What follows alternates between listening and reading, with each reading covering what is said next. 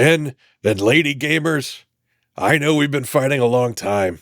We've laid Atari to rest, killed it, laid it to rest, and killed it again. Sega fell, but fell fighting. It's not over, though. The war continues. You will have to stomp Koopa Troopas. You will blast Covenant soldiers. You will do whatever it is that Sony is really famous for. Gran Turismo! Yes, you will drive cars. We will. Sir, we have news from GameStop HQ. Can it be? Let me see this now. My goodness gracious, gentlemen, the console wars are officially over. Yay. Go home and play whatever games you want, as long as it's not on PC. Also, it's buy 2 used, get 1 free at GameStop. Even better. Sir, what side were we even on? Son, I've been fighting so long, I don't even remember.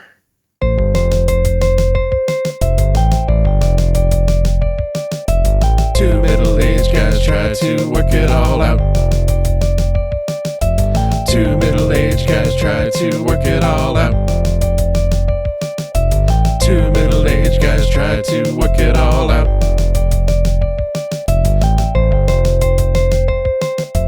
Welcome, everyone, to this episode of Two Middle-Aged Guys Trying to Work It All Out. I am Chris, and as always, with me is my good friend... Dave. You don't sound excited to be yourself today, Dave. Question mark at the end. Dave? So now you're not sure that's my name. if you're Dave? Okay, all right. Well, good. Well, welcome, Dave. It's good to be here. It's good to be recording. What an exciting topic. We banter, we fool around. It's like, oh, did you read the title? And none of that today. We're going to go into it because we've got a lot of ground to cover.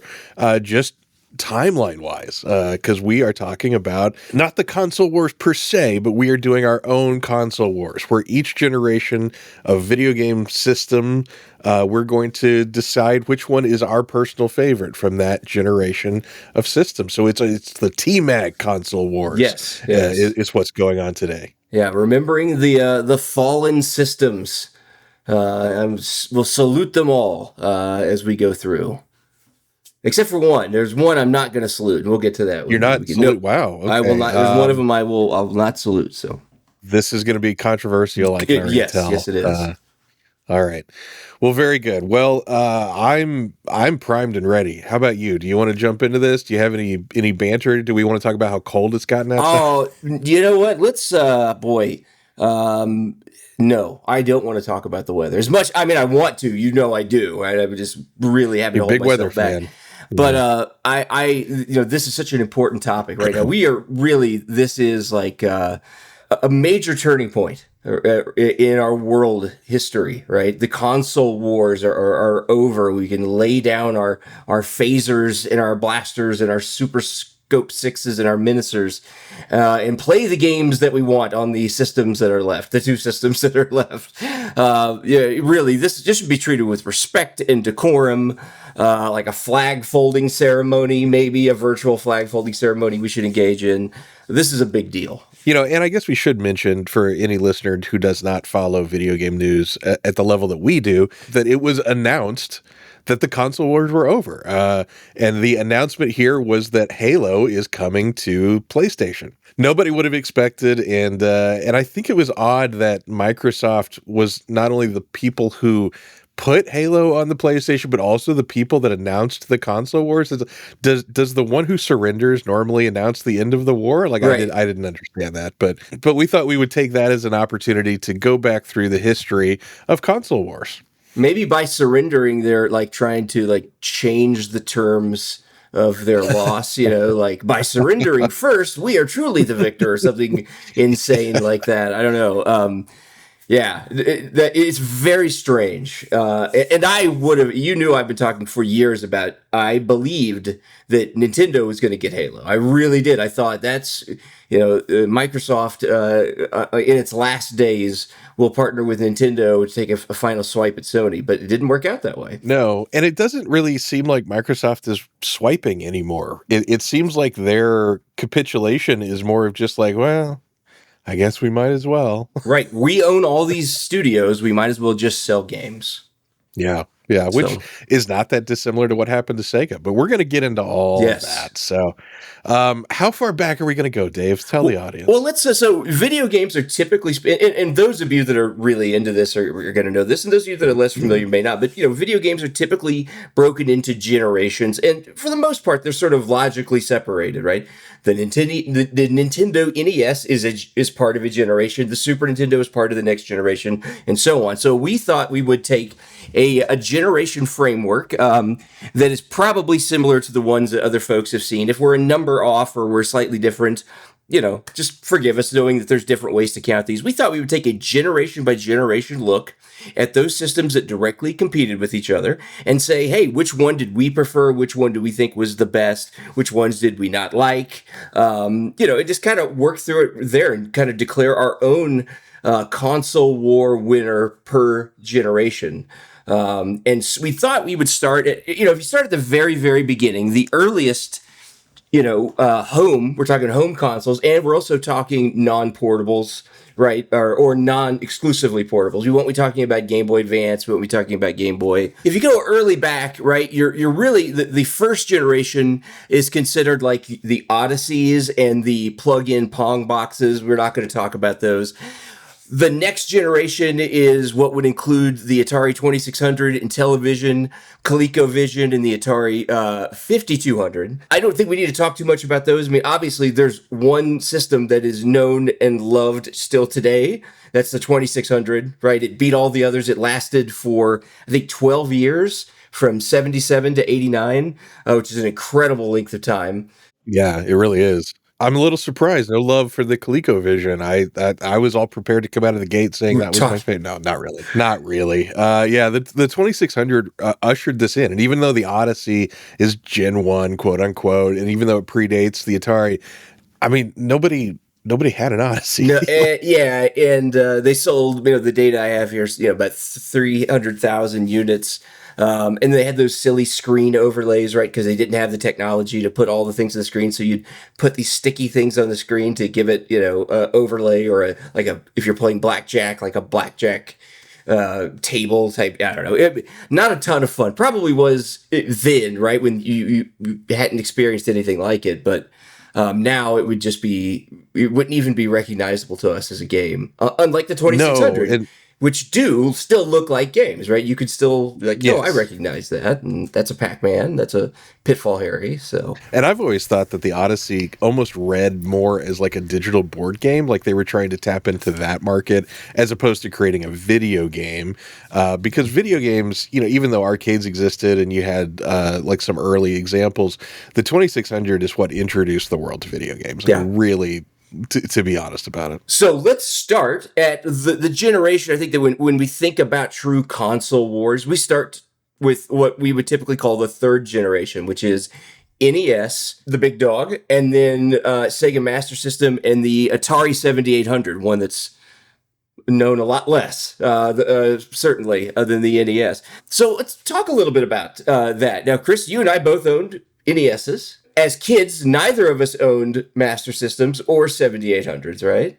Now, as an adult, I have owned a Master System to play with it, and had a small collection. Do you have a Master System right now? I do. Yes, I have a Master System. So as a collector, right? And Yeah. a 7800, I've never even played on a physical 7800. No, actually, I haven't either. I've seen them, but they hold no interest to me.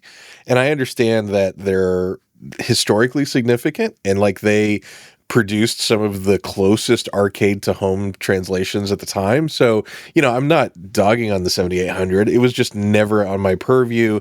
And as a collector, I try to limit my collecting to only things that I really have a passion for. And Atari, even going back to the 2600, I really don't have that much of a passion for it. So I've never gone out to seek a 7800 or try to add one to my collection or anything like that. But the thing I want to really bring up about this third generation is that growing up, the idea of a console war was completely foreign to me. I had the NES, I knew the Sega Master System existed, but to me, in my mind, it was never it's the NES people versus the Sega Master System people. To me, it was just another video game. And I was like, oh, there are some titles on this system that I cannot access on my system. And so I was very interested in it, and I wanted both. I never could make that happen as a kid. So in my mind, this generation was not a conflict. Now, when we advance to the next generation, it was absolutely a conflict. So it's interesting how quickly that coin kind of flipped in my brain.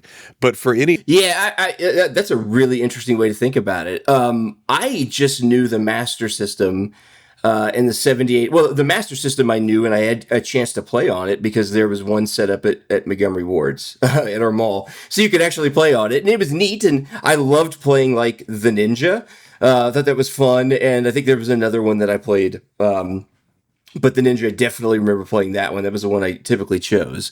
But I just saw them as, something that was at the mall, or in the catalog, certainly for the Atari 7800, it was in the catalogs, and not something that was attainable at all. And I couldn't go and rent games for them at the store, right? Or at the video store. So, it was like, well, this exists, but I guess we've got everything we need inside of Nintendo, or for me, for a long time, the Atari 2600. But, they were out there. And as an adult, though, I will say, playing on the actual hardware through emulation, I really did get a lot of enjoyment from the Master System games. There's some really great games.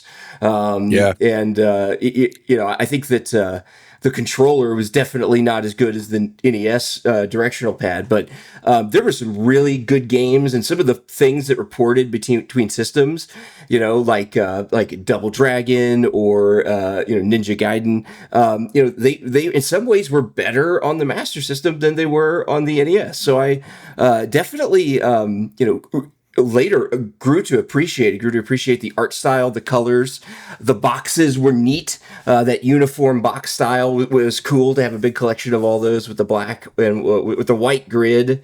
I don't know. They're just a cool, unusual system. Yeah, it's interesting that the two games I remember most as a kid that made me want a Master System as an adult turned into two like really terrible games for the system.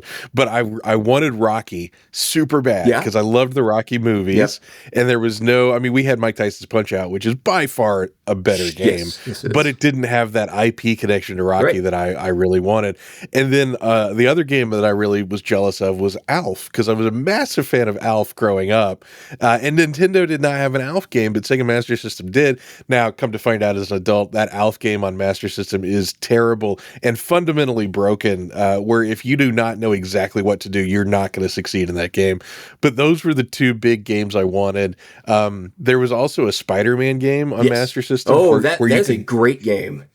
And you could be, if I remember right, you could be the black costume Spider-Man. You could get the black costume, yes. It was basically a 8-bit version of the 16-bit Spider-Man game. Oh, the Genesis it was similar. Spider-Man. Yeah, it was very similar. Yeah. But the 16-bit version did not have a way to get the black suit, and there was a hidden black suit in there. I remember reading about that in GamePro, and I never got it. I played it in emulation, but I never was able to get the black suit. But yeah, it's really cool. That is a fun game too. It's actually better than the Spider-Man game on by LGN on the NES.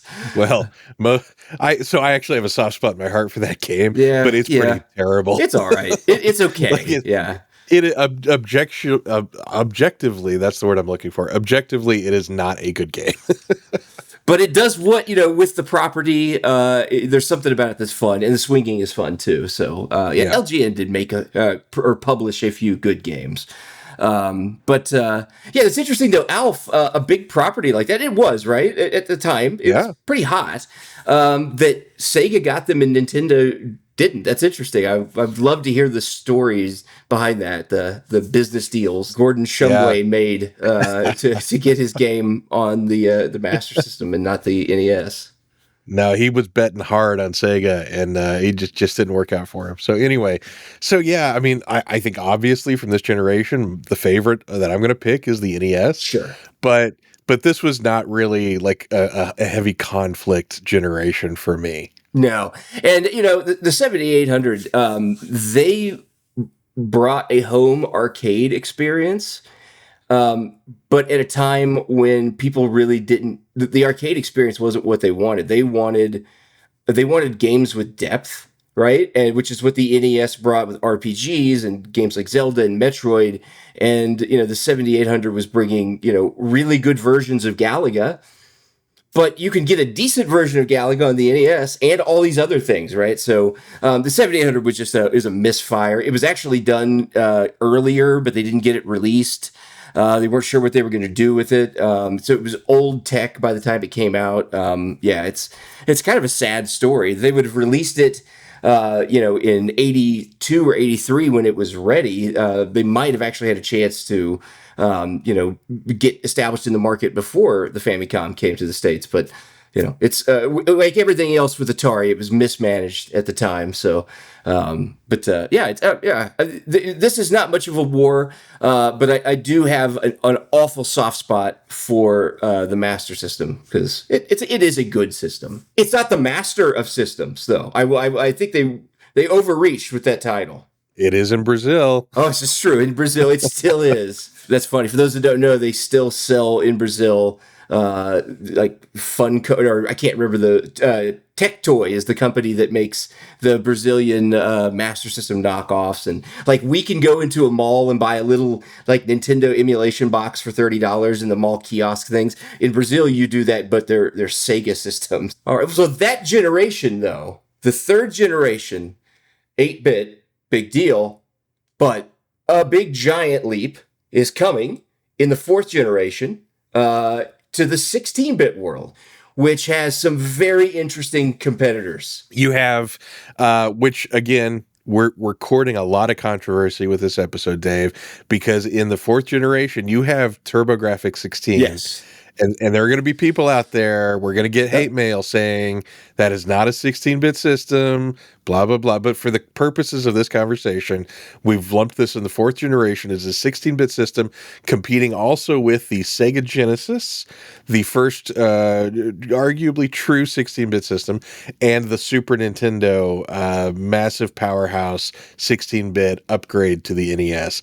That is our fourth generation that we have put into Mortal Kombat. See what I did there? Yes. To determine our favorite from this fourth generation. And I mean, TurboGrafx wanted to be judged like this, right? They called themselves 16-bit. So, they wanted to be judged against the others in this generation. So, I mean, I think it's totally fair to call them that, even though technically the CPU was an 8-bit CPU and the GPU, the graphics palette that they used was able to do 16-bit processing. They considered themselves competitors.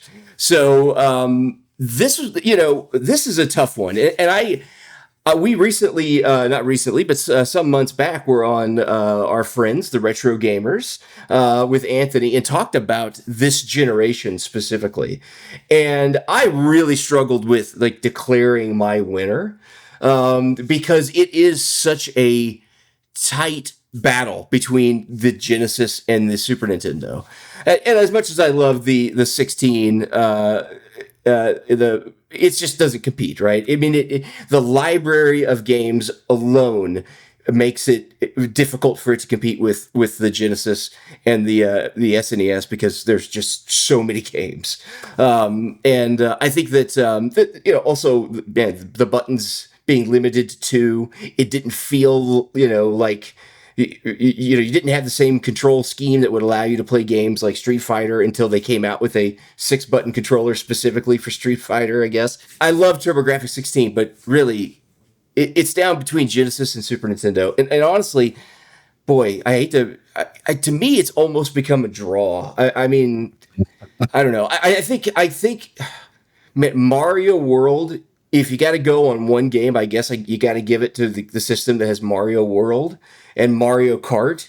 But still, they're both such great systems. They are both great systems. I think it's important to note that TurboGrafx and the way that we're talking about it only exists in the United States. Like the way that the PC Engine was marketed in Japan, it was not marketed to compete with the Genesis or the Super Nintendo. It was marketed as, hey, this is better than your Famicom. And with that kind of marketing, with when it was released in Japan and its placement, it did exceptionally well. And the library for the PC Engine in Japan is way more than we ever got with the TurboGrafx 16 in the US. So you're right when you say they wanted to position it this way because they build it as a 16-bit system. That was really for the US rollout. And so it's a very different story. It's a fascinating topic. But the story of the PC Engine / TurboGrafx 16 in the US versus Japan are very, very different stories. Now, for the purposes of this, I agree TurboGrafx is not in the running for my personal favorite. That being said, if somebody came to me and said their favorite fourth generation console was the TurboGrafx 16, they get no argument from me. Sure. Like I think that exists, and there is a type of player out there who would really enjoy it above a Sega Genesis and above a Super Nintendo. It's a special system. It really is. It's special, and the games are fun, even if they're not properties you're familiar with. You can pick them up and play them. So absolutely, it's a valid answer. So, it's just for me, I couldn't say that, but it is a valid answer. I'm the same. And for me, it's not the answer either. Now, I mentioned in the previous generation how there was no war in my mind. Well, in this generation, there absolutely was a war. Yeah. And part of that, in fact, probably all of that comes from Sega, because that is how they position themselves in the media. And there is actually a book called The Console War, which is a fascinating read. I recommend it. And it really goes into detail of Sega's marketing. And it was intentional to say, we are superior to Nintendo. Sega does what Nintendo don't, kind of a thing, right? And because I was totally susceptible to that marketing, because I was that perfect age, coming into my teenage years, had that angst of puberty and was like ready for this fight. Like when Sega presented this to me as Sonic could beat up Mario, I was like, yeah, I bet he could. You're totally right. And so back in the day when I had that choice, they did frame it that way. Like, totally. It's hilarious to think about now, but what a great problem to have as a kid, that you can't decide between the Sega Genesis and the Super Nintendo, between Mario and Sonic. That's a great problem. Mm-hmm. I mean, it's an embarrassment of riches. I smile when I think about it, because it's what a wonderful day that was to be a 12-year-old kid, right? Yeah. And like there was a point where ultimately by the end of this generation, you could not lose. Now, interestingly enough, I chose Sega Genesis at the time, but I chose Sega Genesis very early in its lifespan.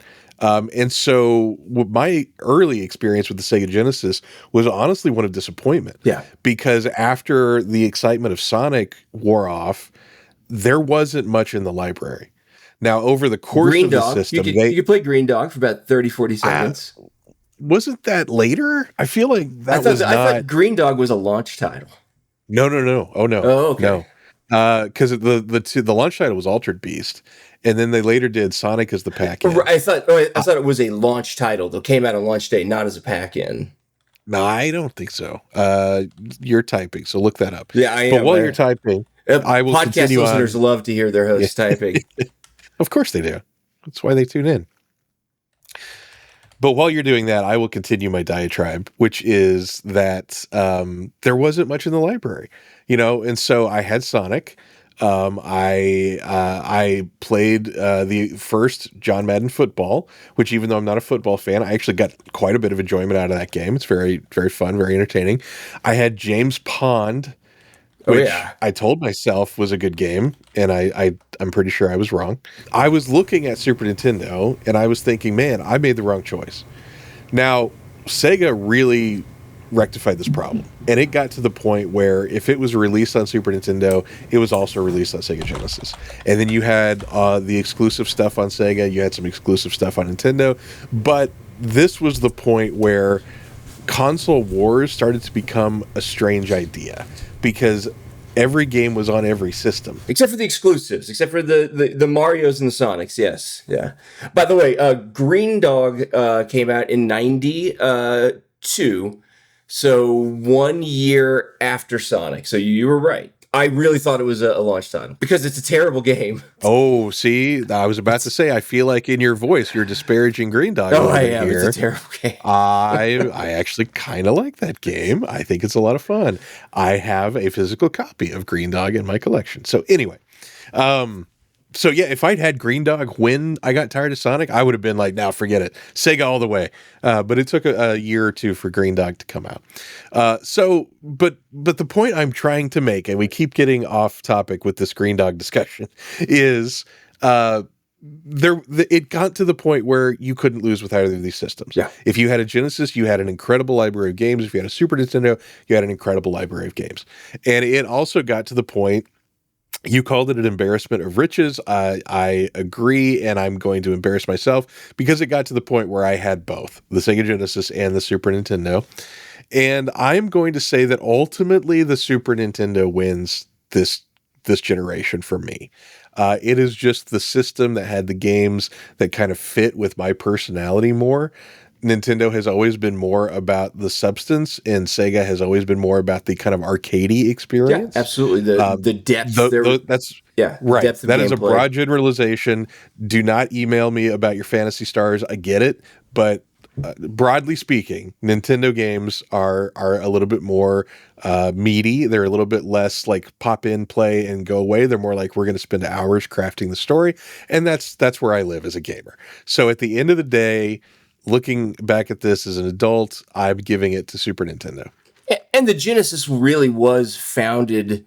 The foundations of the Genesis were arcade perfect ports at home, right? The arcade at home, your Golden Axe, your Altered Beast, those are going to be, absolutely just like the arcade. And truly, they played very similar to the arcade, right?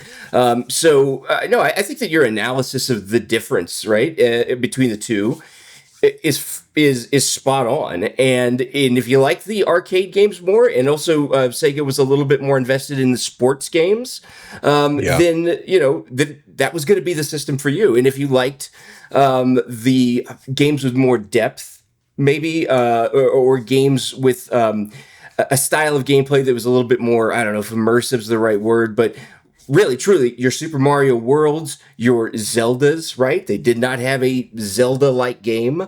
I'm thinking the closest on the Genesis was maybe like Landstalker, which wasn't great. Yeah, it wasn't great. The isometric view didn't help either. But yeah.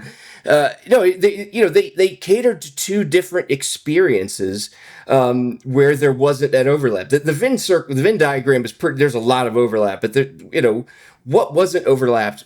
You got to make a choice, and I go back and forth. I do think that Super Nintendo is gonna win for me because the Super Mario World, the Super Mario All-Stars, what a genius thing to do. Remastering the old 8-bit games in the 16-bit style. Mario Kart, Pilot Wings. Pilot Wings is a ton of fun. So I don't know. I just and Pilot Wings is like this kind of a weird game, but it's a ton of fun too. Very addictive. So both Pilot Wings and F-Zero are really just tech demos, but I love both of them. Yes. And I have put so many hours into both of them.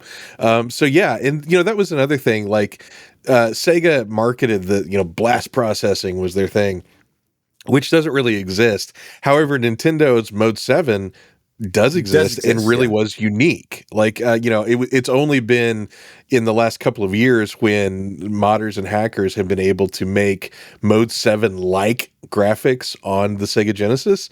And that's just through dark magic and trickery, right. Is my understanding. So, Super Nintendo did have a lot that Sega just did not have, which speaks great to Sega's marketing and Sega's kind of scrappiness to really draw as much out of the Genesis as they did. Yeah. And the blast processing really comes from the fact that the clock speed on the CPU was faster than the clock speed on the SNES's CPU. They were all right. So it was faster. But the clock speed is not the only, determinant in system performance. So they right. They landed on that and it worked for them. So it did. And the prime example of that, the prime example of that is the speed at which Sonic plays, Sure. which didn't have anything to do with clock speed. It had to do with the way Sonic was designed. Right. Yes. So it's a marketing term, It and that's is. fine. I get Yeah. it. I'm fine with that. But yeah, I'm in the Super Nintendo camp as far as history is deciding. Third-party games, just real quick. Third-party games that one system got and the other one didn't. Mostly they did come out both, but are there any that stick out to you, like the Genesis got this and the Super Nintendo didn't, or vice versa from the third-party point of view? Because I have one I'll mention, but I wanted to hear what your thoughts were. I actually think that Michael Jackson's Moonwalker is a great game. Wasn't that first party though? I thought Sega developed that, but maybe I'm wrong. I could be totally wrong. Maybe you're right. I thought it was a Sega arcade game originally. Yeah, I always, it could be that I always just assumed it was a first party game and could be dead wrong. Okay, well, apparently it was. Okay, all right. It was my big answer, Dave. You took it from me. Well, I'll toss out a couple that I think on both sides. And we already mentioned this, but I think it's worth mentioning again. Sega got a great Spider-Man game. It's just called Spider-Man on the 16-bit console and the 8-bit consoles. And what the Super Nintendo got was X-Men and Spider-Man, which was not nearly as good of a game. And those were third party. On the other side of that, though, the Super Nintendo got the Super Star Wars games, and Sega did not get those. Although they were working on developing them, but Mode 7 was a big part of those games, and so there were challenges around that. There are prototypes out there you can play, but they never finished developing them, and of course didn't release them. But those were great. I mean, those Star Wars games were fantastic for the Super Nintendo. Lots of fun. They were cut and paste. All three of them were kind of the same game, right? With different, it's set in different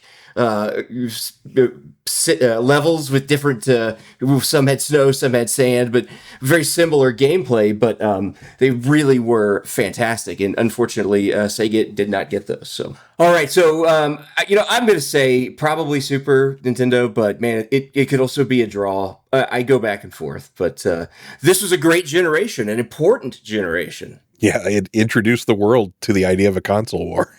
It did. And then the next generation, the fifth generation, introduced the world to something else that was groundbreaking, which is 3D gaming. Sony PlayStation, Sega Saturn, and Nintendo 64. So you got Sony entering the fight now with Sega and Nintendo. And this is a huge generation. A lot of incredible stuff happened here. So, Chris, what are your thoughts when you hear about fifth generation, you hear about 64, PlayStation, Saturn? Tell me what you think. Yeah. All right. Here are my thoughts. I'm not a fan of the Nintendo 64. And that is going to be shocking to a lot of our listeners. To me, the Nintendo 64 is the Super Mario 64 system. Full stop. Super Mario 64 is a phenomenal game. It changed everything about 3D gaming, but there was nothing else on N64 that really moved the needle. And there are people out there screaming that Ocarina of Time moved the needle. Okay, sure, but without Mario 64, it doesn't exist. Mario 64 was the crowning achievement of the Nintendo 64, and it was the launch title of the Nintendo 64. Yep. And there are even reports saying about how like the controller of the N64 was developed for Mario 64. Everything else on that system was just shoehorned into it after Mario 64.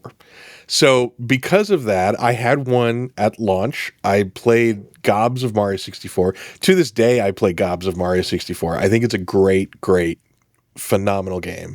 But everything else on the system, I really struggle to go back to. And if I break it out and I start playing it, man, it is a blurry, polygony mess. Whereas Mario 64 is not. It's beautiful, it's crisp, it's colorful, it's got everything you want. But it just, they were so focused on defining what would be the next, forever of 3D platforming, that they kind of forgot to make a system that was capable of doing anything other than Mario 64. And that is my hot N64 take. Wow. Okay, so I'm not the biggest N64 fan. I'm a big Nintendo guy, but the N64 is not my favorite. I think that I think there are other good games on it. I don't just lay it at Mario 64. I mean, I really like Mario Kart for the N64, and this was the start of the my mind just went blank. The Mario board game. What is wrong with me? Oh, Mario Party. Party. Thank you. Good night. That was where it came from. I hope I didn't just have a mini stroke because I couldn't. What's that one word? Party. It's not a word I use very often. But I think that I think that the 64 it just wasn't. Oh boy. For me, it was out of reach. It was so expensive. It was out of reach at the time. The cartridges were like $80 each. And I know we talk about expensive games now, but they were expensive back then too, right? And this was in, the early 90s. It was mid 90s. It was costing that much. So mid 90s. So I this generation is a very interesting one for me because I felt like this generation had to walk so the next generation could run and 3D games could get really good. I'm not even a big Mario 64 fan because I find it to be like okay, it proved the feasibility of these platformers, but the controls are just still imperfect enough to frustrate me. So I've called it a tech demo, which I know is not a popular thing to say about Mario 64, but it's just not my favorite. I think future refinements in that style of game really created much better games in 64. But I realized you had to start somewhere, right? The PlayStation was also a good system. The PlayStation had some 3D gaming on it, especially when the DualShocks came around. That was their big... I think that was the moment the PlayStation got, a whole lot more feasible. And then you had Metal Gear Solid. You had some really big, important games, Final Fantasy, that put PlayStation on the map. I think that then you had the Saturn, which was the best 2D gaming system ever. Not optimized for 3D, had square polygons instead of triangles. Really wasn't able to keep up with the PlayStation in terms of power. If you look at games like Resident Evil that existed on both the PlayStation and on the Saturn, really wasn't. I mean, the PlayStation 1 versions just looked better, and even the controller for the Saturn was optimized for 2D games. 2D fighters are great on the Saturn. I don't know. To me, this generation, it's important, but it's not if you say what generation do you want to play, it's not one that I picked to play because it was a stepping stone for things to get really better in the coming generations. So I spent my time kind of dogging on the N64. So let me tell you what I liked about this generation. You called the Sega Saturn the best 2D system ever made. You are correct. And it breaks my heart that it never got to show those colors because Sega really developed this to be like the Super Nintendo killer. And when it came to market, then you had PlayStation, you had N64, and then Sony pivoted and said, oh, we've got to do 3D gaming. And I understand. Had they not pivoted, then the Saturn would not have succeeded, even what little bit that it did in the States. But I would love to live in a world where the Saturn got to be a 2D powerhouse. I think that would have been really interesting. And if you look at the 2D games that did get released on Saturn, they are tremendous. Beautiful. And they look, they're gorgeous. And they look amazing. Knight is a they play amazing. Game. Yes. Oh my goodness. There's so many. Clockwork Knight is as good in terms of its fluidity and how pretty it is as like I don't know, the other Knight games, what's the other Knight games? Nights into Dream, is that what you mean? No, the new ones, like Silk Song, my brain. Oh, Hollow Knight. Hollow Knight, yeah. Clockwork Knight, I mean, they're totally different games. I'm just saying from a playability standpoint, it's as smooth and as pretty as Hollow Knight, or Axe Knight, or Hatchet Knight, or Shovel Knight. That's the other one. What's wrong with me? Okay, I think you may have had that stroke. Anyway, I just can't remember which tools the knights are using, or if they're hollow, or if they're lead core. Yeah. But I remember the clock working night. Yes, you do. Yeah. So, because of that, Saturn never really had its day. There are a couple of games on the Saturn that are unique to it and I dearly love. There's a game called Virtual On, which Yes. is a terrible Yep. title, but it's a phenomenal game, and it's kind of like arena robot fighting. It's really, really cool. So the Saturn has a very soft spot in my heart, much like the TurboGrafx did. It was the TurboGrafx of the fifth generation, if you will. PlayStation, what I'll say about PlayStation is I think the PlayStation 1 is an amazing system. I dearly, dearly love it. And it's one of the few systems where I would go as far as to say that no matter where you land as a gamer, there is a game on PlayStation 1 for you. Oh, sure. Because the library was vast. Yep. It covered every genre. It covered everything. And to this day, if you're into RPGs, it's one of the best homes for RPGs.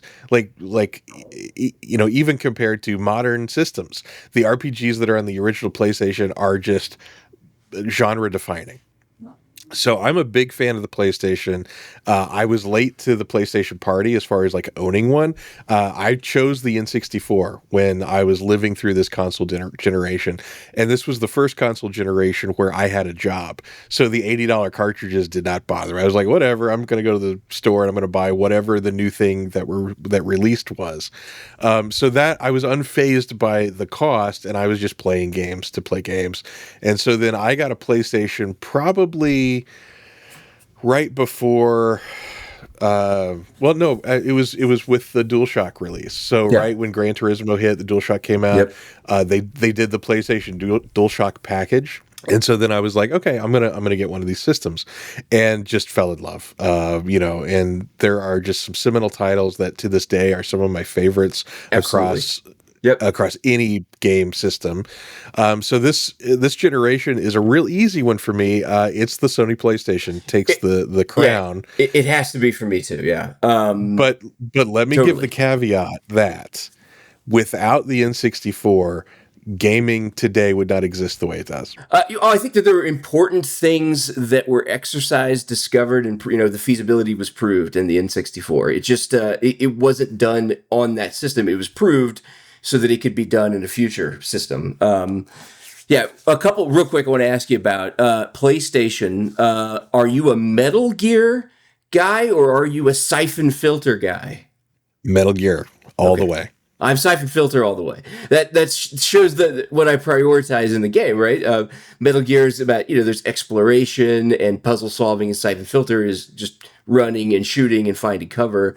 I loved Siphon Filter. To me was it was the beginning of a lifelong love of third-person shooters. Doing that as well as they did on a system that early, and with the auto aiming and lock on, it's like that. It was just a ton of fun. So, I got to give it. I always found Metal Gear to me, it was kind of tedious, and the story made no sense at all. It was like just made no sense. You have to embrace the insanity of that story, and if you're not willing to do that, then it's just going to frustrate you from launch to end. But I can see that. I mean, the cinematic nature of Metal Gear really captured me when I was that age. You put that disc in, and I went in only knowing Metal Gear from the NES. Right. Like that was my preface to it. And so I put that disc in my PlayStation, and it pops up with like this perfect music cue, and it goes into a cinematic, and they play credits over the cinematic. I was like, holy crap, did I just rent a movie by mistake? What's going on? And then I got to play that, through the whole thing. It's presented just pitch perfectly. And I fell in love with it. It was an experience, right? And the immersion in games, which was not really possible, up until these generations we're talking about now. I mean, Metal Gear was doing that. In the PlayStation 1. So, yeah. All right. Anything else about this generation before we move on to the next? No, I'm happy to move on to generation number 6. Generation 6. This is a really important generation. With this, you have the Dreamcast, the PlayStation 2, Xbox, the OG original Xbox, so Microsoft entering gaming, and the Nintendo GameCube. I'm going to start at the Dreamcast because I think we can get we can say what we want to say and then move on pretty quickly. The Dreamcast is an anomaly to me. It is an interesting system. I own one. I even own a Japanese Dreamcast, so I can play games that never made it to the States. I never had one during this generation. Like I acquired one later in life and started exploring it, and it's got some excellent games. Don't get me wrong; it's a really unique system. It's a very imaginative system. I love stuff like the fishing reel controller that they made for it, and things like that. I wish it had been more popular so Sega could do their kind of weird idea stuff that they started to do with the Dreamcast. It really broke a lot of ground with games like Shenmue, which had a consistent time cycle Yep. in the game. I mean, that's the first experience of that I can recall. Truly Being open in world gaming. as well. Yeah. Yeah. I mean, so there were some really interesting things the Dreamcast were doing. I absolutely despise the controller. I think it is atrocious. It is the worst controller. It is not comfortable No. to hold at all. One But the analog Dreamcast, stick. Huge mistake. I can even forgive them for that. I cannot forgive them for the way that controller is shaped. It is nothing but pain. But there are some cool games on the Dreamcast. I'm glad I have one. I'm glad I've experienced it. But it was slaughtered in this generation by everyone else. Yep. And it was the death keel to Sega, unfortunately. Yeah. But it's a cool little system. I would describe it. So this is the system I will not salute. I think that it gets overhyped. It was destined to fail. Sega made some poor choices. They wanted to, the Saturn was not a success, so they wanted to very quickly replace it and lead the generation. But what they did was they anchored themselves to technology that was going to very quickly look and feel out of date when the competitors brought their stuff out. And so they had online, but they had a dial-up modem. Right, whereas the Xbox came with an actual network jack that for high speed internet. So they were just behind. The controller was awful. Single analog stick did not meet with the kind of 3D gaming that would be very popular in this generation. It was. In terms of just raw horsepower, it did not look as good or as capable as the other systems in it. So they had it was too little, too early, and if anything, it almost felt like it was a 6th generation technically, but it almost felt like a 5.5 generation. It just too late to compete in the 5th generation, but too early to be effective in the 6th. And it was sad to see Sega go down, but that system was not going to be able to compete with the superpowers that the other manufacturers brought into this generation. That's a really good point, and I want to give the audience a little bit of context with dates here, because your statement that it was kind of a 5.5 generation is perfect, because it really feels like it was built to be the N64 killer. Right. But the N64 came out in 1996. Dreamcast came out in 1999. So it's trying to defeat a system that's already 4 years old. Yep. Or 3 years old. Sorry, my math is poor. And so it wasn't positioning itself well with that. And then the PlayStation 2 comes out 1 year later in 2000, after the Dreamcast.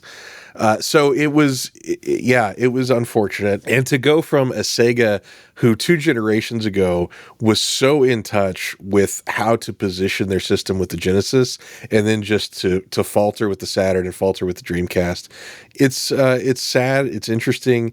And if you read the history, like a lot of really smart people at Sega was telling Sega, you're making these mistakes, and we can see it happening now.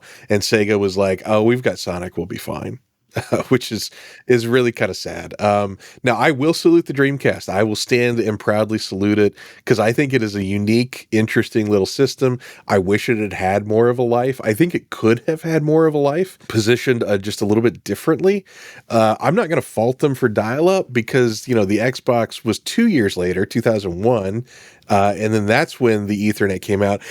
And I was there on that day, very locked into this kind of thing. And when the Xbox launched with Ethernet, I was like, why? Who's got this? Nobody's ever going to be able to use that, you know? So Microsoft saw the future better than I did in that one, but I'm not going to kill the Dreamcast too much. Plus, don't forget the PlayStation 2 didn't launch with either. It didn't launch with either. You bought a dongle. Yeah, you had to get an addition thing. Yeah. And it wasn't even an easy adapter. Like you had to dismantle part of the case of your PlayStation 2, really? install it, and yeah, I mean, I probably just made it sound more complicated than it is. It's like 2 screws and and you're done. Desolder chips from one thing and resolder them. Yeah, it was exactly. Yeah, you had to do your own chip coating. Precious metals. You had to climb to the top of a mountain and find the right metal and the rock that sings to you. Yeah. Maybe it wasn't that hard, but it shipped with neither. And at least the Dreamcast was thinking, hey, there's something to this online thing. So yeah, interesting. Dreamcast is a neat system.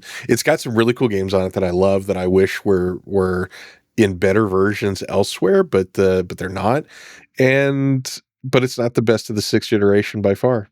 Wow. Yeah, no, it's not. I think it's the worst of the 6th generation. I think that's fair. Absolutely. So the next one to come out though, in 2000, PlayStation 2. Mm-hmm. They sold 155 million of these guys. It's between it and the Switch, they're still figuring out who's going to sell more. The Sony keeps finding new sales to keep it at the top. This was massive. It was a huge release, a massive library, really any kind of game you could possibly want. Again, you can find it just like you could on the PlayStation. You can find it on the PlayStation 2. I'll also point out the PlayStation 2 was such a leap beyond the PlayStation 1. Oh, sure. You know, yeah. I think in modern consoles, we've kind of gotten into this iterative thing where it's like, oh, the PlayStation 5 is a little bit more powerful than the PlayStation 4. But when you're playing the games, there's really not that much difference. The difference between a PS1 game and a PS2 game is like, did I just open my eyes for the first time kind of difference. Yep.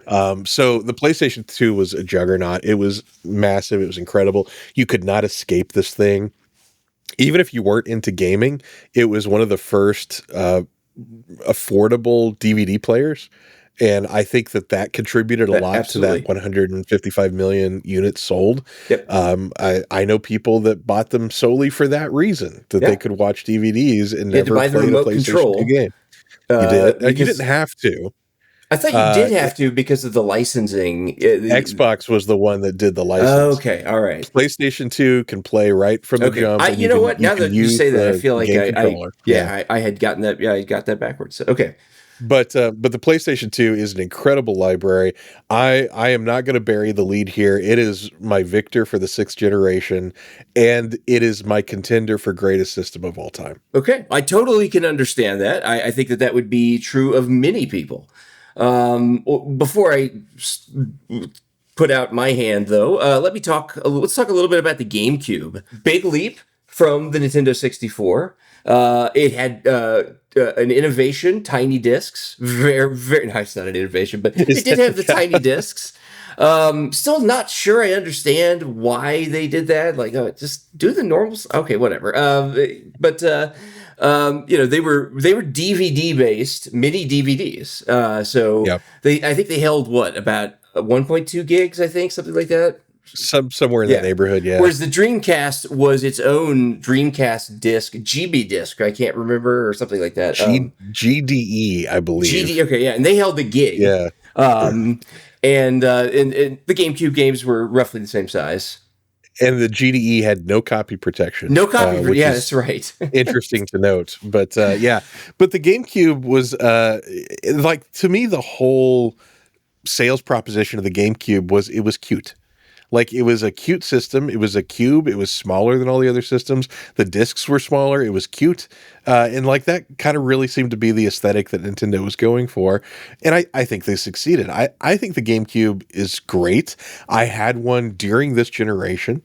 And I loved it. Like there was this whole thing of like, oh, it's for baby gamers, and No. you know, if you're playing real games, you're playing Xbox, you're playing PlayStation 2, that's garbage. I mean, the GameCube was outstanding. It had really great things, and the only faltering of the GameCube was just that it had that chicken and eggs problem, which is the library wasn't as big as everybody else's because it wasn't selling as much as everybody else because the library wasn't Right. as big as everyone else. Yeah, it's true. And if Nintendo could have cracked that somehow, then we would be talking about this differently. Now, the positive end to this story is that the GameCube, in hindsight, is seen as the system how it deserves to be seen. It's very popular. It's stupid expensive because people are going back and collecting it now, and it's a great system that deserves so much credit. And the fact that it kind of finished third in this generation in sales and probably also in most people's minds is a travesty. I mean, there's truly some excellent stuff on the GameCube. Oh yeah, I look at the GameCube that version of Mario Kart Double Dash is, Oh, yeah. I'm not going to say it's the best Mario Kart, but it is as fun as even Mario Kart Deluxe 8 or World or Yeah. World or any of the newest. It is a great version. In fact, the Double Dash mechanic is unique and cool, and I wish they would revisit it.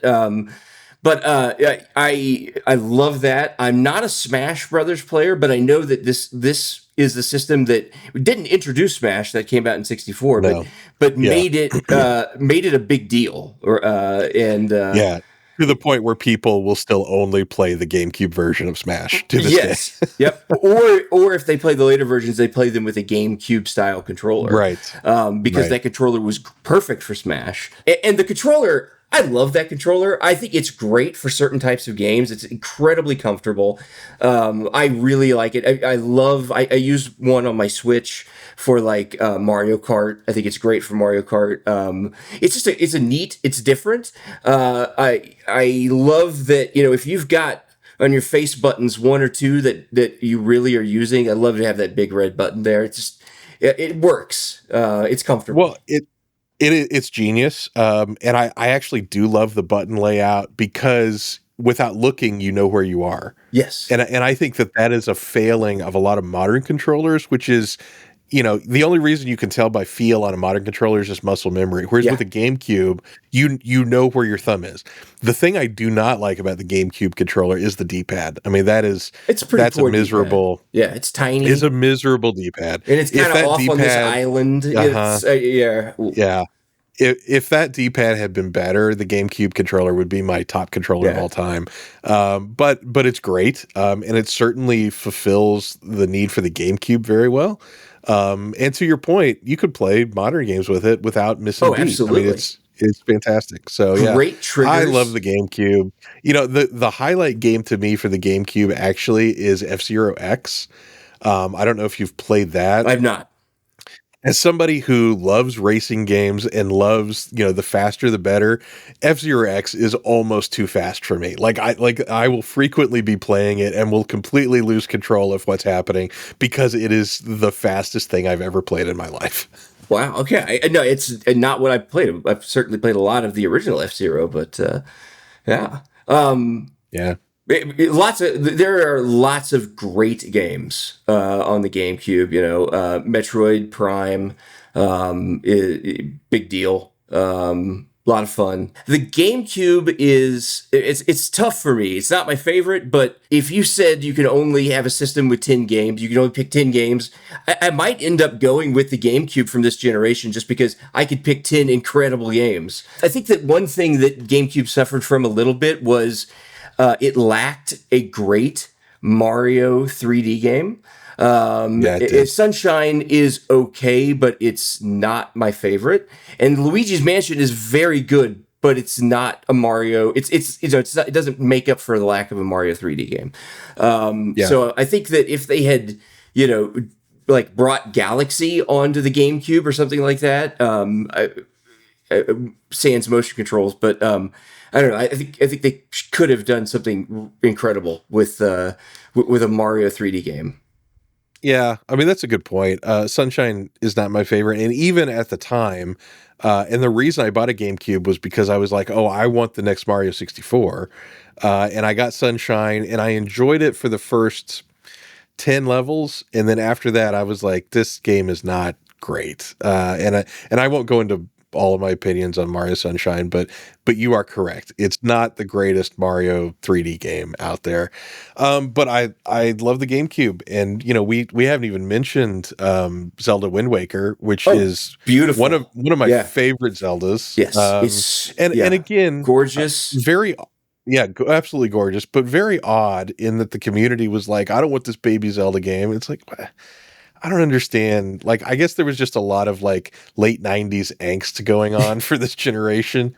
Where are the tattoos and the piercings on Zelda? Yeah, And exactly. Yeah, that kind of thing. So yeah, I mean that's my thought on the GameCube. Love it dearly. Phenomenal system. Not top of this generation for me, but that's okay. It doesn't have to be. well, the one that is top is the one we haven't talked about. That is the Microsoft Xbox. Oh. I bought an Xbox when it first came out, and I was interested in it because I had played Halo, and I was this is a first person shooter that I could play without getting nauseous, because it wasn't choppy, it was smooth. And even with the original, I got one that had the Duke, the big gigantic ham control, size of a canned ham controller. I just thought I thought it was an incredible system. It had everything I wanted out of a system, except it didn't have Mario games. But otherwise, it had everything. It had fantastic first-person shooters. It had Halo. It had Ghost Recon. It had really fun, the Simpson hit and run, the other Simpsons game, which was like, there's one that was like Crazy Taxi, and there's one that's like Grand Theft Auto. I had both of those. I loved them both. I really enjoyed everything about the Xbox. It looked fantastic. It had HD and widescreen gaming. I just thought it was an incredible system, and it's my favorite of that generation. I think that the games look better, and they play better, and it had once you got to the Type S controller, the small controller, it had the template for, I think, what still is the best controller you can get today, which is the Xbox style controller. It went through some small refinements, but still very similar to the original Xbox Type S. I think it's a fantastic system, and I think it realized the promise of 3D gaming that that was shown by the Nintendo 64 and the PlayStation. The Xbox realized, like, this is good, clean, smooth, attractive 3D gaming on a controller that was better than the DualShock, I think. More comfortable, more precise. So I don't know. I love the Xbox. That's fair. I will agree with everything you said about the controller. It is better than the DualShock.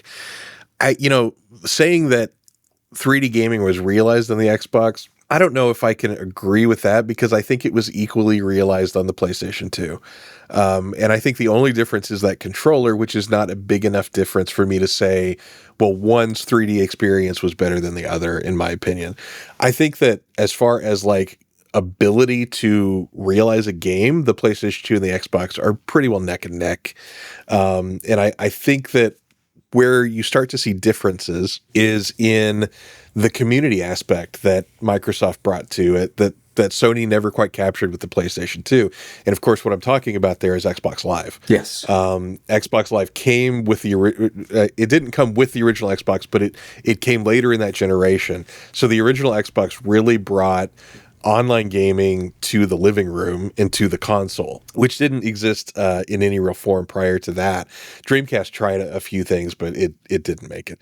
So I remember two really amazing things with the Xbox, which is one, because of that Ethernet port that we talked about earlier, you could do LAN games Yep, with the absolutely. Xbox. Yes. And I was just fortunate enough to be friends with some very dorky people at the time. And so we would regularly get 4 Xboxes, 4 projectors, and 16 people together for Halo LAN parties that have never been matched. I mean, they were amazing times, and I was in my early 20s during this era. And so, I mean, we would get together on a Friday night at 9 p.m. and we wouldn't stop playing Halo until 3 a.m. Saturday morning. It was that kind of a thing. And when, even though you're dealing with 4 split screens, when you're throwing a 70-inch screen on a wall with a projector, Yeah. that doesn't matter. Right. I mean, so those were some great, great times. And then Xbox Live came around with Halo 2, and then all of those people were like, well, we can just play from home online. I was like, no, we can't stop this. We're losing something here. Yes. And I lost that battle, and we started playing Xbox Live, which ultimately made me just kind of like fall out of that group of friendships with multiplayer You Halo. turned your back on them. Well, No. it wasn't quite. I will never speak to you again. No, it wasn't quite that dramatic, but it was a very different dynamic. Now, even though it was a very different dynamic, Xbox Live created a whole new world of gameplay, which did not exist prior to that moment. So you had multiplayer, you had online capabilities, you had all these things that Microsoft really pushed with the Xbox because of their PC background. And they were in a technological place to do that Nintendo and Sony weren't. And then Nintendo and Sony were playing catch up and really never caught up this generation as far as I'm concerned. You could get an online adapter for the PlayStation 2. The GameCube had some rudimentary networking capabilities, but nothing compared to Xbox Live. Yep. Yeah, I mean, it was pretty incredible, pretty drastic. I love Halo. I think it's one of the greatest first-person shooters that's ever been made. It's really up there for me. Even with all of the accolades that I'm giving Xbox right now, I still think pound for pound, the PlayStation 2 is the better system and won this generation. Let me say one thing about my statement around realizing 3D gaming. A part of that to me is there were so many games on the Xbox that were mastered and were capable of doing 16:9 widescreen, and 16:9 widescreen TVs were starting to come out on the market. And to me, that's a part of, maybe it's tangential and I'm making it more a part of it, but an effective 3D gaming experience has that wide view, right? You get to take up a more of your vision. That's more immersive, and to me that was really important. And the PlayStation did have some games that supported widescreen. The GameCube had even fewer, but Xbox had a lot that did, and that was really important for me because it did have a widescreen TV at the time. It's like, whoa, now I'm really playing 3D gaming. It really was impressed upon me how important that was to the experience. All right, that was going to be my question because I did not have a widescreen TV at this time, and never even entered my mind how much of a difference that might make for this generation. So I get where you're coming from. I'm still giving it to PlayStation 2. All right. Well, next, our next round here, the 7th generation, we a manufacturer dropped out. Sega. Yeah. Sega's gone. No more Sega. Indeed. Bye, Sega. The Xbox 360, the PlayStation 3, and the Nintendo Wii. 7th generation. It's an interesting generation. It is. I struggle picking my top for this generation because everybody has really strong arguments and everybody has really strong faults in this generation. I'll go in release order because I don't have a better order to go in. And I'll start with the Xbox 360. Really, really amazing system. Really, really great library. A controller that, were it not for the D-pad, would be my favorite controller of all time. It's a great controller. It is a great controller. Yeah. But with that D-pad, I can't use it for 2D games. Yeah. And that, but to me, my favorite controller has to work for both 3D and 2D, and the Xbox 360 just does not. You had the continued evolution of Xbox Live with Xbox 360. You had the continuation of Halo, plus you had tons of other new IPs come in. The 360 is a remarkable system. I had to buy 3 of them over the course of its lifetime. Notorious quality issues. Yeah. So that hurt a little bit and was very frustrating. And I kept buying them just because of the library of games that I had amassed. The Xbox 360 also had that whole entertainment aspect to it, where like you could hook a what do they call it, media center PC. Yep. You could use it as a front end for a media center PC. I was one of 5 people that had a media center PC, so I used it extensively for that. It was very cool for that kind of functionality. So now you have a system that's starting to go beyond video gaming, right? And then towards the end of its life, when Netflix streaming started to be a thing, that you had that on Xbox 360. And so the 360 is interesting because it also is kind of forgettable in my mind. Like when I think about this generation and I think about the games that really meant something to me in this generation, it's PS3 titles.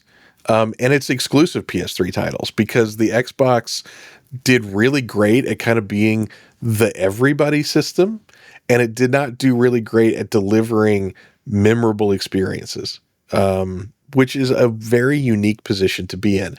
Now, I will say that I've gone back to the Xbox 360 fairly recently, experienced some of its library that I did not experience during its lifetime, and I have grown in my appreciation for it. But it is still a complicated system for me to like, because it's almost like a system that has no personality. Interesting. I could see that. I definitely could see that. And Microsoft's positioning their products as technology products, does sort of kind of strip the personality out of them. But I can see that. I like the 360. I think that it and the PlayStation both did a lot of things really well. The PlayStation 3 was a Blu-ray player, and a great Blu-ray player, which helped its sales. The PlayStation 3 could also be used as a front end for the media servers. It's had the support for DLNA, the Digital Living Network Alliance, that protocol, so you could have a media center that was streaming data over to it. I used it for that actually quite a lot, and it had great games on it too. I mean, picking between the two of those is really tough. Yeah, it really is. So I'll make it easy by picking the Wii. I think the Wii is really one of the most impactful gaming systems ever. And it also outsold the PlayStation 3 and the 360, over 100 million units. So the Wii was massively popular, and grandma could play, the little kids could play, everybody could play. It's tough to pick between the two of those, but the Wii is a timeless classic system. Before I talk about the Wii, I just want to point out that the PlayStation 3 might have been an excellent Blu-ray player, but the Xbox 360 could play HD DVD, which we all know is the best. Yes. So yeah, I like your pivot to picking the Wii, and I will tell you my one hesitation for also picking the Wii, which is signal to noise ratio. The Wii had so much garbage on it. Yeah. And I really think that kind of taints its reputation in my mind. Because this is not a true statement, but I almost feel like if you whittle the Wii down to quality games, you have like 10. Oh. which is not true. There's more than that. I get it. But there's just so much junk on that system. Now, also the power difference, this is really the era where we're getting into HD gaming. And before the end of this generation, I did have an HD TV, and that made the Wii complicated. And I'm not saying that, I need the realistic graphics of the PlayStation 3. It's not what I'm saying. I'm just saying I need a good experience. Right. And towards the end of its life cycle, getting a good experience with the Wii was tricky. It was difficult because you had early HD TVs that did not know how to process these older signals. It introduced lag. It introduced artifacts. Yep. It was hard to deal with. That was frustrating to me. That being said, the games that are on the Wii are better than any of the games that are on the PS3 or the Xbox 360. I mean, Super Mario Galaxy, potentially my favorite Yep. 3D Mario game. Zelda Twilight Princess is phenomenal, even though it was also on the GameCube. I know, but I got it on the Wii. The Virtual Console was a revelation Yep. at the time of its launch. I mean, this was before the whole retro gaming renaissance that kind of started taking place around this time. So when I had a Wii and I could log in and for $5 I could buy Super Nintendo games, oh my gosh, Yep. that was completely mind blowing to You're me, just and I trying to loved it. shovel money at Nintendo as Yeah, fast as you can because you exactly. wanted those Yeah, games. No, yeah, brilliant idea. And the whole yeah, WiiWare scheme at large was great, which I think yeah. increases that signal to noise problem, right? Because now all of a sudden, Mhm. shovelware is really easy to get onto the system. But that was kind of like the price you pay to have access to digital games like that. Yeah, so it's interesting. I'm also picking the Wii as my favorite of the seventh generation, but it almost, it absolutely, not even almost, it absolutely comes in because it was clever and it was an innovation as opposed to like being a traditional good system that you would expect for like a console revision kind of a thing. Now, I would be remiss if I did not point out that on PlayStation 3, you had the Uncharted trilogy of games which have been ported, to everything else since, Sure. but were unique to PlayStation 3 at that time. And going back to my earlier comment about the cinematic qualities of Metal Gear Solid, the cinematic qualities of the Uncharted games blew my ever-loving mind when it came out. I'll also call out Final Fantasy 13 on the PlayStation 3, which is a controversial Final Fantasy game. You either love it or you hate it. I love it. And it's significant to me because if you look at Final Fantasy 13, the graphics of that game are every bit as good as the Final Fantasy 7 remakes that are coming out on PlayStation 5. I mean, they are Interesting. tremendous. I'll And they're look at from the that. PlayStation 3. Yeah, Yeah. who would have thought? There were some really amazing things happening in Microsoft's camp, in Sony's camp, but Nintendo just came out of left field and said, "We're not playing that game. We're doing something Something different." different. Yes. And yeah, and they developed an amazing system that, for all of my retro game collecting, the only system. Let me make sure this is a true statement. The only system that I have hooked to a TV right now is the Nintendo Wii. Wow. That tells you something. That it does. And is the TV a widescreen TV? It is, It, yeah. it, I have to have a oh my gosh, now I'm having the stroke. HDMI adapter? No, it's better than that. It's the frame doubler. Oh, okay. So Okay. Yeah. so it's the box in between that actually Yes. takes the 240p into 480 so that the TV doesn't do its own thing to it. So Yeah. All right. Yeah, no, yeah. The other thing about this generation is I think that this is the generation that signaled is sort of a diminishing returns on graphical capabilities, right? They're really yes. good on the PlayStation 3 and the 360. Things are starting to look really good. And then, it's just incrementally better in PlayStation 4, and incrementally better in PlayStation 5. That doesn't mean they don't look better. They absolutely do, but it's not like, it's not like the massive shifts in display quality and images like we were seeing from the 8 to 16 to 16 to 32. It's just starting to get a little bit more subtle. Yeah. And this is the generation I think we really saw that, right? And you realize it in the next generation. So the next generation is the eighth generation, and that would be Wii U, PlayStation 4, and the Xbox One. All right, so I'm going to talk about the Wii U for a moment. Yeah. This is an abject failure. There's no other way to parse the Wii U, but it is an abject failure that I loved. We bought a Wii U, and my kids were just getting to the point where they could like put their own game in the system and start it and do their own thing kind of. And so the Wii U provided family entertainment the likes of which we have not seen before or since in this household. We loved the Wii U, and we played the crap out of it as a family. And we played Mario Party, and we played New Super Mario Brothers U, and my kids Yep. loved Nintendo Land, even though I never could care about it. But they played so much of it. And to this day, my oldest daughter, when she has video game nostalgia, it's nostalgia for the Wii U. Wow.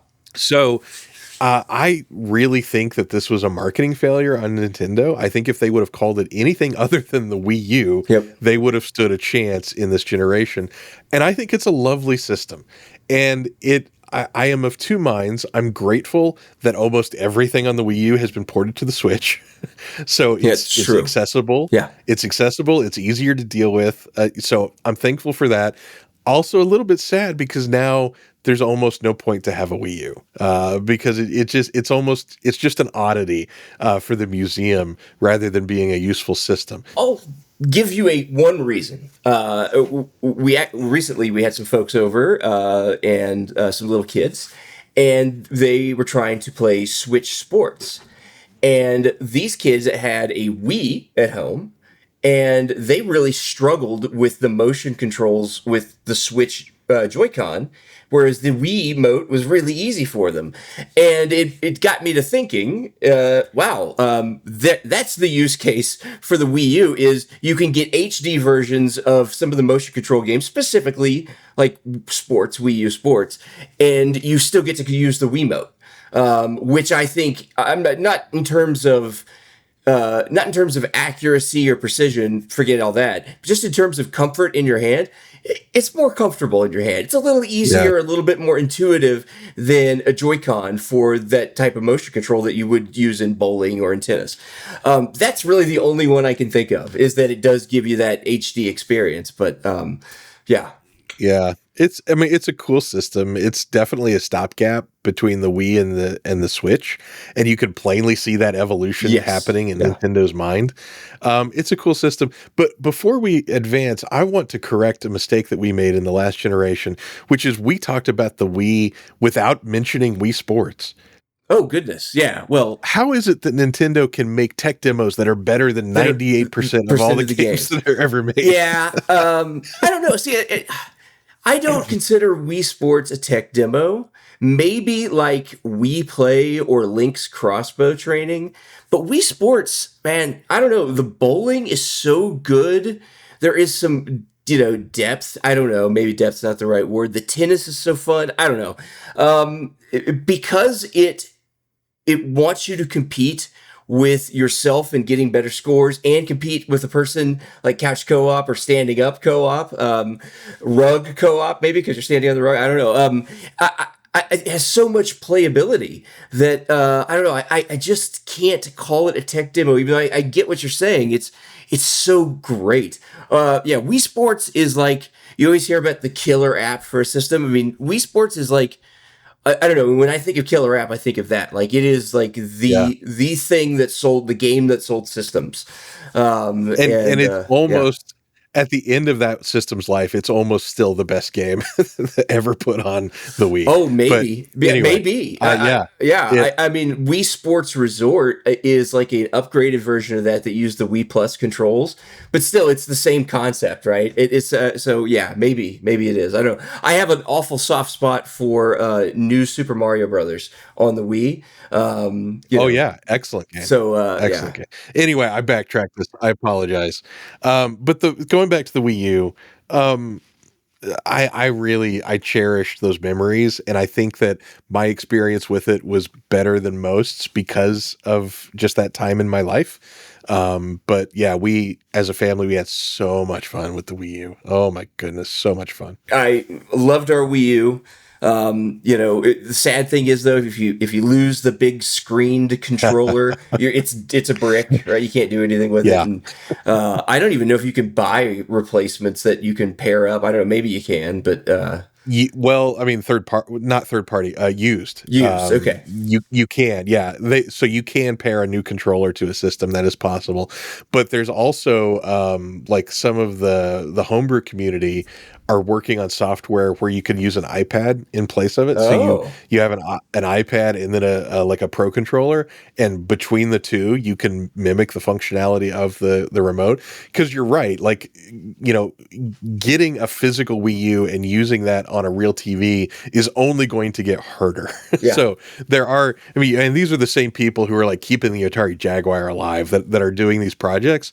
But I love those guys. yeah. Like keep doing what you're doing It's a because real labor of love. it really is, and it's amazing, and it's breathing new possibility into these systems and keeping them alive. Yeah. And I think that is that's a valiant goal to have. So good, kudos to you guys. But anyway, yeah, the Wii U, it's unique. It's an interesting system. I'm sorry that it failed, but without Wii U's failure, I don't know that we would ever have the Switch, which we'll get to in a minute. Sure. But so I'll move on to talk about the PlayStation 4, if that's all right. Absolutely. It's a great system. It's a PlayStation 3 that's a little bit more powerful, but it's a great system. It's my favorite DualShock. The DualShock 4, I think, was the perfect iteration of that controller. And when they did the DualSense for the PlayStation 5, I felt like that was a step backwards. I don't like the shape of it nearly as much as the DualShock 4. Unfortunately, the DualShock 4 uses like some kind of sort of offshoot of Bluetooth, so you can't use it everywhere else, Really? which I find frustrating. Oh, Yeah, that stinks. it does stink because it would probably be my go-to controller if it was a little bit more universally compatible. I know that there are like third-party things I can install on my PC to get it to work, but I just want to push the button and I want to make it happen. Yeah. So, you know, you made the comment earlier about the graphics are kind of becoming more iterative as opposed to revolutionary.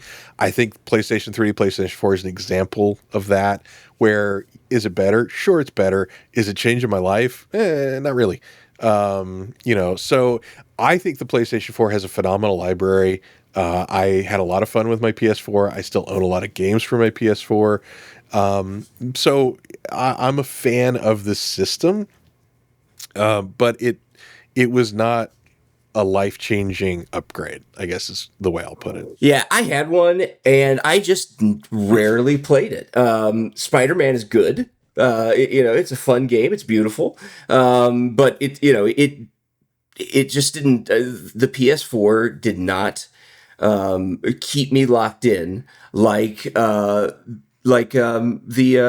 Xbox One. And my son has always had an Xbox One, and then we moved up to the Series. But and then I got one because I still play the Xbox One. I prefer the library of games on the One.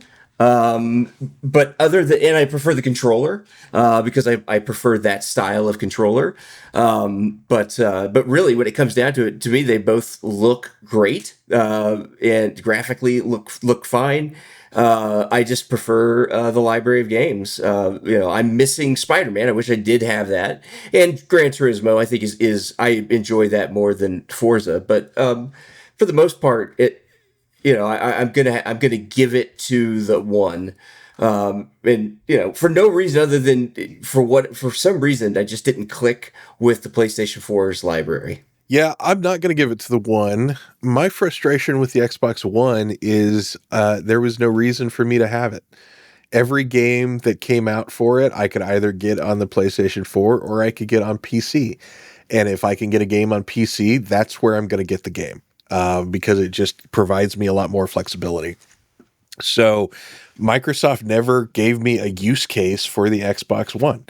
Any game that's on it that I wanted, that I was like, oh, maybe I'll pick up an Xbox One, then a PC port was announced, or you know, it was so the One really, I have one. I have maybe 5 games for it. 4 of those games I could get on other systems.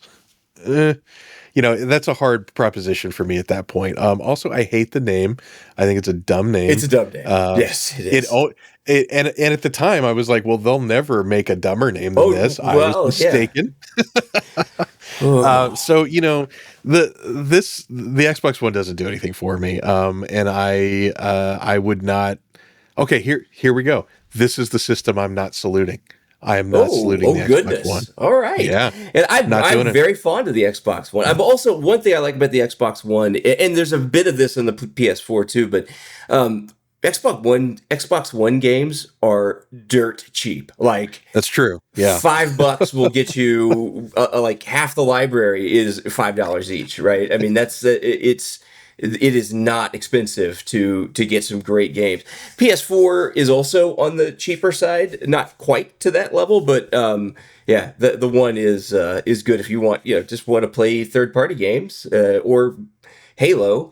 They're out there and you get very cheap physical discs. True. And then you All just got to right. Well, wait an hour while it copies over to the hard drive on the console before you can play it. yeah. Well, we split on this generation. So, Yeah, but it's not like I'm not on fire about this generation. yeah, I'm the same. I'm the same. Ninth generation.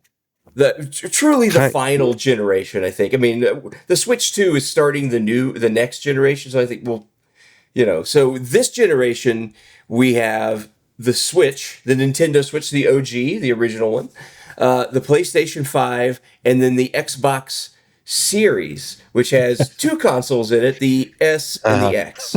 Microsoft. Terrible naming. I don't understand. And Yeah. especially coming on the heels of the second iteration of the Xbox One was called the Xbox One X. Yes. And then they released the Xbox Series X. And I'm like, Well, what? that's the third iteration of the Xbox. The Xbox One, the Xbox One S, the Xbox Oh, One and then X. the Xbox One X, and then the Yes. Series S and Series X. It makes It's no even worse sense. than No, it Yeah. doesn't. It's crazy. So I feel the same way about the Series S and X as I feel about the Xbox One. Like, there's no reason for me to have either of these systems. In fact, I don't have either of these systems because everything that came out for it, including Halo, which could have been the killer app, was on PC. So Yeah. it's like, why am I going to buy your system now? Interestingly enough, Microsoft is fully aware of this rant and they have embraced it. They're like, yeah, why would you buy an Xbox Series S or X? We don't care anymore. Just buy a game and we'll be happy. Right. So they kind of have agreed with me on this, and that's kind of what they're doing. So good for them. I have no love for the series of Xbox. PlayStation 5, I also have no love for. When the PlayStation 5 came out, I was very excited. It's like the super system and blah, blah, blah, and it can do all these things. And I just kept waiting for a game to come out that made me want to buy it. And it never did. Like finally, Astrobot, not the tech demo that comes with the PlayStation, but whatever the other one was called. Finally, that game comes out. I'm like, okay, that is the first game on PS5 that I can't get anywhere else that I'm truly interested in playing. My son ended up buying a PS5, not me. And so I was like, great, I'll just play it on his system.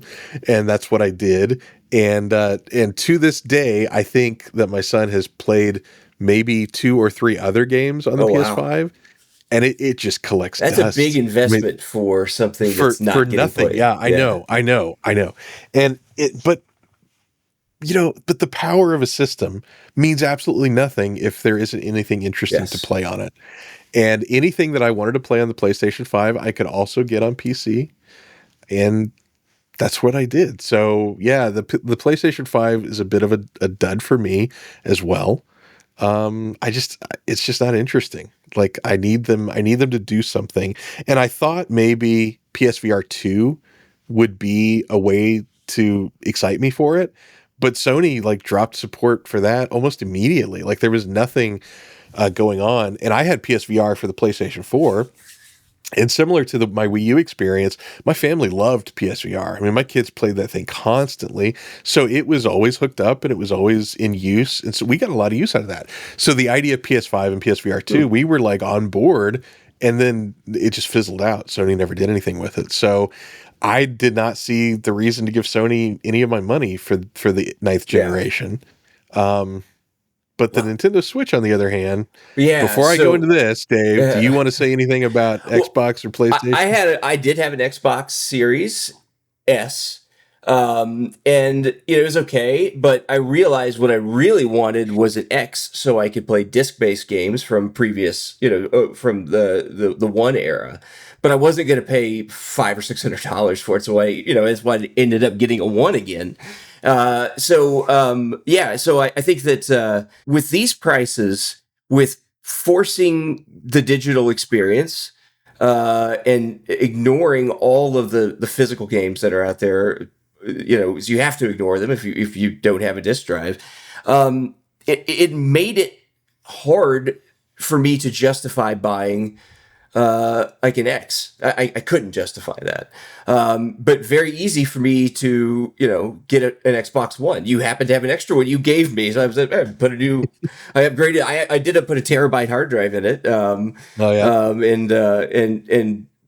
yeah. So I did some fun stuff there.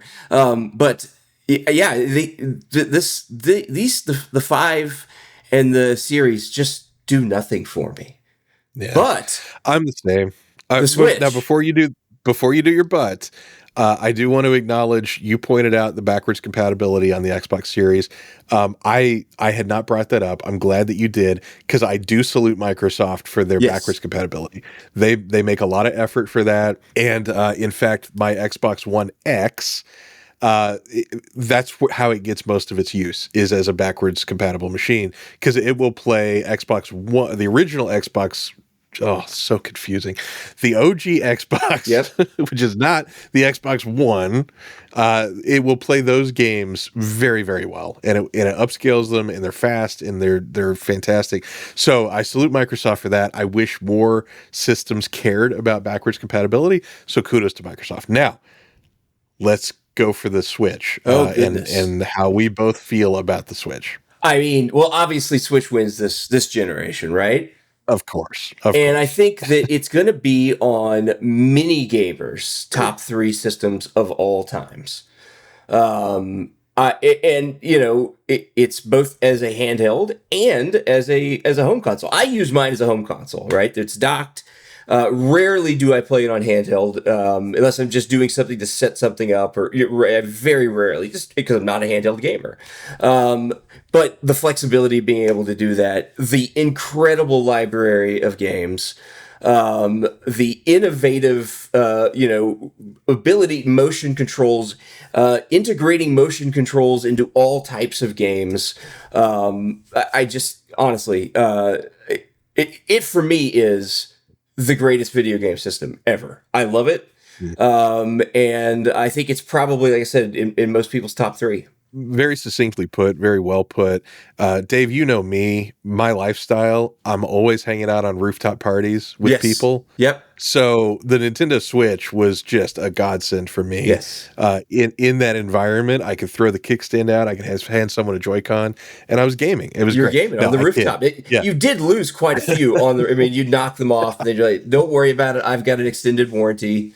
Yeah, there is a liability there, but the Switch changed the game for me. And I am mostly a handheld player with my Switch. Dock it very rarely, just because that's kind of where my lifestyle is right now. And so the ability to take a game with me and play it was tremendous. And it allowed me to get a lot more gaming hours in than I would have under other circumstances. The library, you're absolutely right. The fact that it is not only the Switch library, but also the Wii U library. They just, everything great they brought. I don't, have they left anything? I mean, there's a very few things that have been left. Nobody cares about them. So like, I don't think anyone is missing the unique Wii U version of Batman Arkham City. I think we're okay not having that anywhere else. So no concerns there. But the Switch, I agree. I made the comment that the PlayStation 2 is in the running for greatest console of all time. It is running against the Nintendo Switch. And I think I give it to the Switch as well. This is my favorite, not only of the 9th generation, but it is my favorite console of all time because it does everything. Like there is nothing the Switch will not do. There's no game it won't play. And of course, I'm being a little bit pedantic when I say that, because there are games that don't exist on the Switch, but Sure. the library is so vast and it covers so many different generations, so much of Nintendo's history. You know, you add the online capability to it, and you've got access to Sega games, and you've got access to TurboGrafx games, and I mean, it is a powerhouse, and it came out in a time when massive handheld gaming was not a thing, right? I mean, like the Switch predates the Steam Deck. It predates all these Android handhelds that are coming out. In fact, you could probably say the Switch caused that absolutely. shift in the market. Yeah. So the Switch is a remarkable system. It's great. You know, it gets criticism for being underpowered. I don't care. Like it plays all the games I want it to play. Yeah, it's phenomenal. It's great. I love it. The Switch could only get better if they made a clamshell version. I hope you get your wish someday. So do I. So yes, congratulations, Nintendo Switch. Yes, you are the best. But the console wars are over. So I mean, now are they all going to make peace with each other? Will they invite the Sega folks, over for a potluck? Is that what are they going to do? How are they? Now the console wars are over. Yeah, I don't know. I don't know what that means. Like, Nintendo's still going to do Nintendo's thing, right? Like the console wars can't be over because I'm never going to be able to buy Mario on the PlayStation 6. Like that's not going to happen. Fair point. Yeah, I can buy Halo on the PlayStation 5, which is screwing with my head. Yeah. But everything Nintendo does is still Nintendo. And had Microsoft continued to capture market share and continue to turn enough profitability that they wanted to continue the Xbox brand, we wouldn't have Halo on the PlayStation 5. So there's a lot of dynamics happening here, and the console wars are over is just a marketing phrase. I mean, like it really doesn't have much basis in reality. It's cute and it's fine.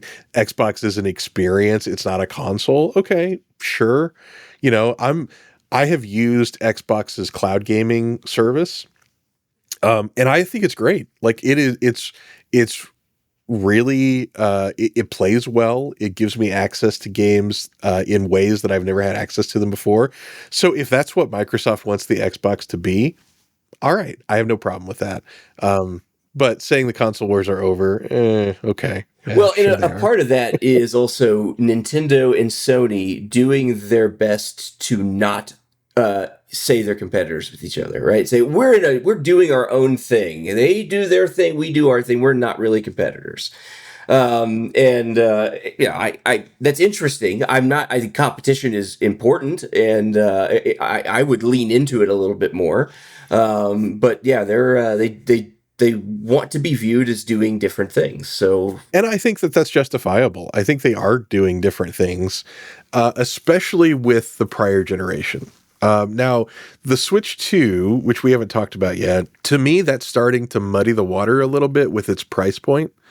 Because when your Switch 2 costs as much as your PlayStation 5, yeah, at that point, are you really doing different things? I don't know.